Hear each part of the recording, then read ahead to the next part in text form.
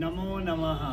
तो आज की इस वीडियो में हम जो टॉपिक डिस्कस करने वाले हैं कि केतु का आपकी कुंडली के 12 भावों में क्या प्रभाव रहता है, तो आज हम इस वीडियो में इसी टॉपिक के ऊपर बात करने वाले हैं। पहले चर्चा कर लेते हैं। जैसे राहु हमने बताया था कि राहु एक शरीर का एक सिर वाला हिस्सा है और बाकी जो पार्ट है वो केतु का हिस्सा होता है। मतलब केतु के ग्रह के पास अपना खुद का दिमाग नहीं होता है। तो इसलिए अब हम बात करते हैं कि आपकी कुंडली के सभी भावों में केतु अगर बैठेगा तो वो कैसा प्रभाव देगा।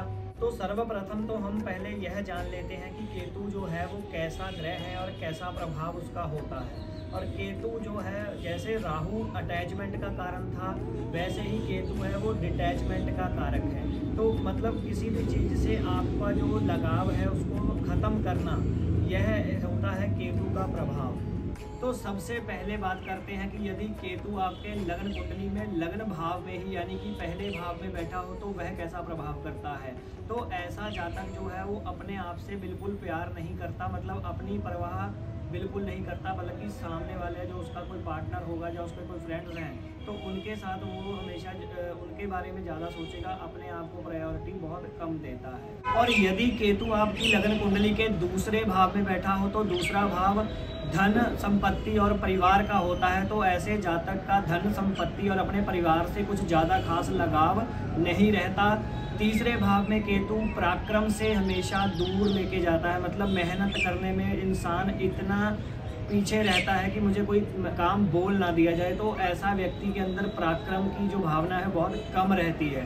और चौथे भाव में, चौथा भाव माँ से जुड़ा हुआ है, भूमि से जुड़ा हुआ है और लग्जरी आइटम्स से जुड़ा हुआ है। तो जब केतु वहाँ पे अपना डिटैचमेंट का कारक फैलाएगा तो ऐसे जातक भी इन सभी चीज़ों से जो अट्रैक्शन है वो अपने आप दूर होती जाएगी। व्यक्ति को घर परिवार गाड़ी इत्यादि का कोई शौक नहीं रहने वाला पूरे जीवन में। और पंचम भाव में अगर केतु बैठेगा तो ऐसे व्यक्ति को जो विद्या और बुद्धि से जो जुड़े हुए कार्य हैं, मतलब अपनी पढ़ाई भी बीच में छोड़ सकता है और बुद्धि से अपनी काम नहीं लेता। और इनको अपनी अगर संतान जो इनकी होती है उससे इनका लगाव बहुत ही कम होता है, क्योंकि केतु की डिटैचमेंट का प्रभाव है वहाँ पे।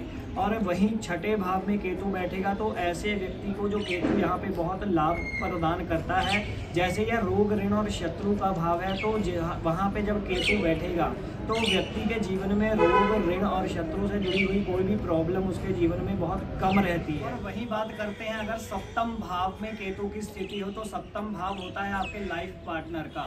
तो जिनके सप्तम भाव में केतु की स्थिति होती है तो ऐसे व्यक्ति का जो अपने लाइफ पार्टनर के साथ बिल्कुल भी अटैचमेंट नहीं रहता है। और अष्टम भाव में केतु होता है तो ऐसे व्यक्ति का जो पैसे से जुड़ा हुआ प्यार है उसका विनाश करता है केतु अष्टम में बैठकर। और नवम भाव भाग्य का स्थान होता है और धर्म का स्थान होता है। तो जिसके नवम भाव में केतु बैठा होगा तो ऐसे जातक को जो धर्म कर्म के कार्यों में बिल्कुल भी रुचि नहीं होगी और वो कभी भाग्य के भरोसे रहकर नहीं जिएगा, हमेशा अपनी मेहनत के ऊपर यकीन रखता है।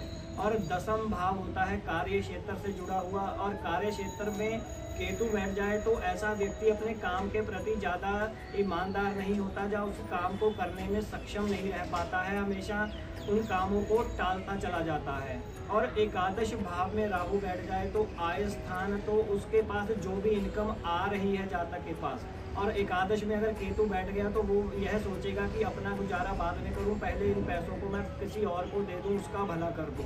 तो यह भावना होती है एकादश के केतु की। और वहीं बात करते हैं लास्ट भाव यानी कि द्वादश भाव में केतु बैठ जाए तो ऐसे जातक के जीवन में बिल्कुल भी मतलब एक लग्जरी से जुड़ी हुई आइटम बिल्कुल नहीं होती है। यह व्यक्ति जो होता है वो मोक्ष प्राप्ति की आशा लेकर ही पैदा होता है।